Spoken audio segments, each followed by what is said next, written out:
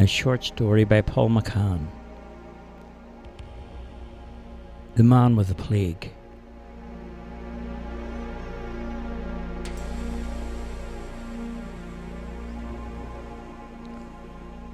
In an old timber shack by the railway track, in the town of Beevile, lived Jigger McTague, the hermit with no permit, who made himself a home with things that no one wanted or owned.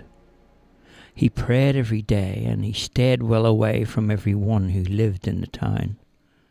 The townsfolk were good, and they brought him some food, and they left it down outside his front door. Once a month Jigger ventured out for a free lunch in the town, in the church hall.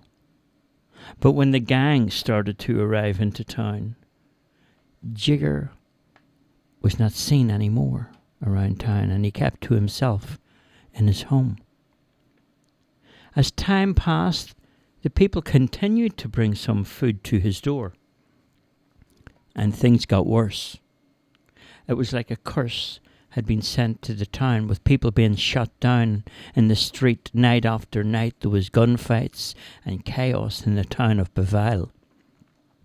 It all happened so fast, and as time passed, the fat cats of society sat beside the cruel rank and file, gangster-style outfits who now occupied most of the important buildings around the town.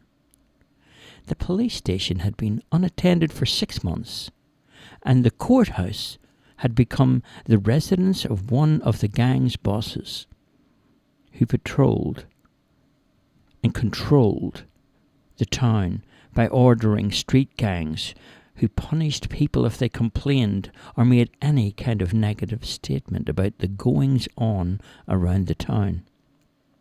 The fire brigade station was now home for several groups of mercenaries who were employed as hired killers for the gang leaders' protection.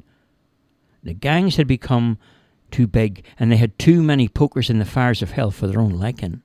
And they were well aware that they had a growing number of enemies who would love to put them out of business permanently.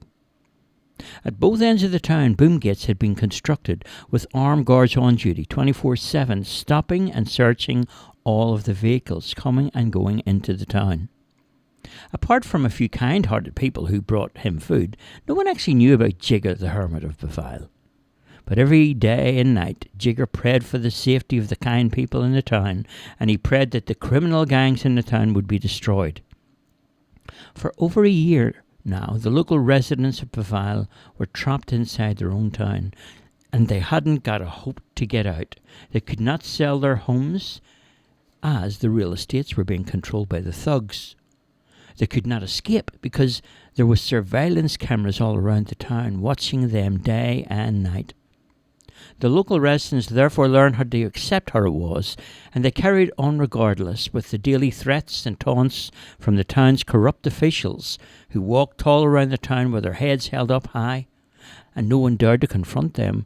And if you had any scruples of any kind whatsoever, you would be taken down and made to look like a fool in front of all of the community. If you had any kind of decent morals or ideals, you would be run out or burnt out of your home.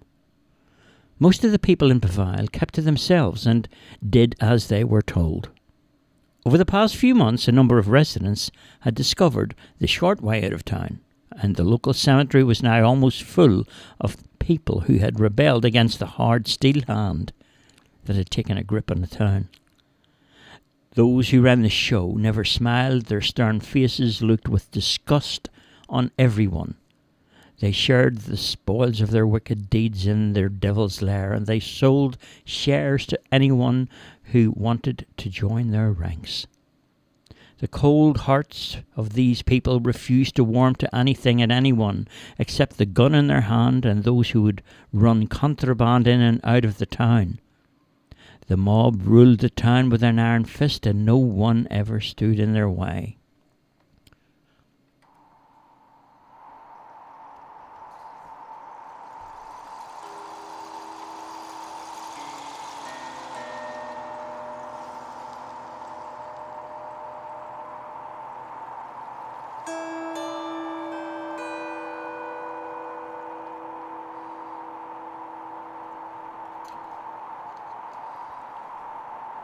One stormy night, Jigger sat in his shack and was visited by an angel who said, "You will be a plague, and wherever you go, let them know that God Almighty sent you. Tell them to let this town go, and if they will not listen to you, a terrible wrath will follow." Although Jigger was passed out on the floor, he could still hear every word that was being said to him. And he knew what he had to do. All of a sudden, more information came flooding into his mind. And Jigger McTigg knew exactly where he had to go. The storm continued all night. But by the dawn of the day, Jigger looked out through a crack in the window. And as if in a trance, he opened the door and he walked out of the shack, down along the railway track, where he came to a hole in the fence, where he slipped through into the streets of the town. And as he walked through the shopping centre, he knew every place that he had to go. The first place he stopped at was the courthouse. He knocked on the door 3 times, and it was opened by a man who stared coldly at Jigger.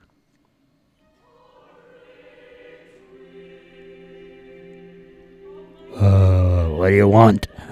Who are you?"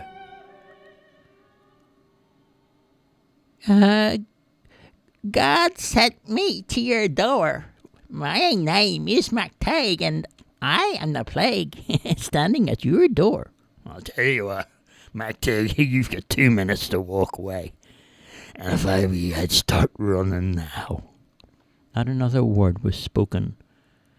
Jigger raised up his hand, and at the first instance a plague started to come from the cracks and the crevices in the ground. Rats scurried out from around about the drains and gutters everywhere, smeared with mud and blood, and each one of their victims had already been marked down as doomed. In a matter of minutes, there was only bones that remained, and the rats then returned to where they had come from.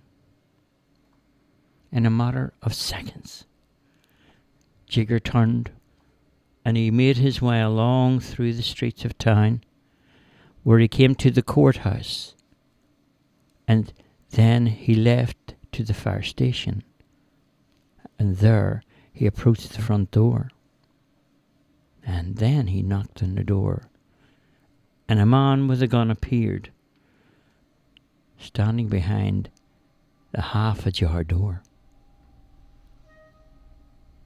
"What do you want? Huh?"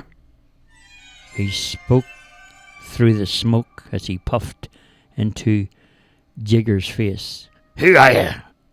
What are you after?" God sent me to tell you it's time to let this town go." "God sent you?" "I'll tell you what, I'm going to send you back in with a message. We're not leaving." And he pointed a gun into Jigger's face, and he pulled the trigger. But nothing happened. Jigger raised up his arms to the sky, and he spoke. "My name is McTigg, and I am the plague. See the wrath that God has sent to you."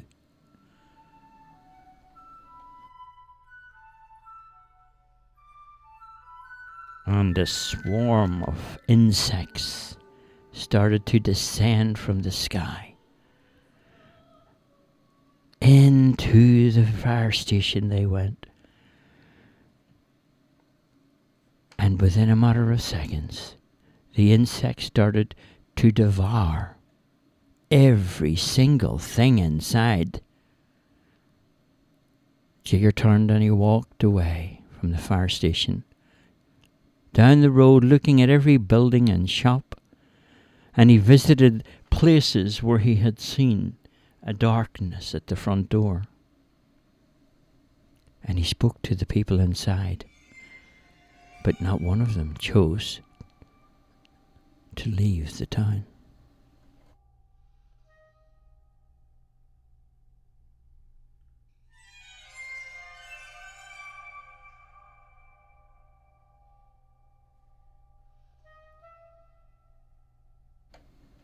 And so Jigger made his way to the boom gates in the town.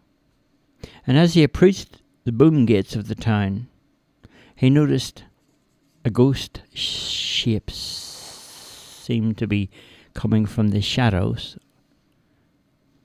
and he could hear the harshness of the voice that spoke to him. I am the spirit of Beevile. Who are you? And why are you here? Jigger responded, I have a message from God. You must let this town go, or you will know the wrath to come.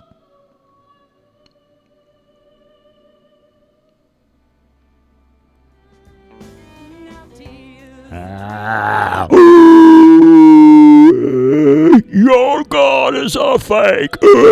I hate you and despise you. I have seen what you have done. It's time for you to feel the power of the evil one. Tigger raised up his hands, and he said, My name is McTag, and I am a plague. God of the universe, let your wrath come.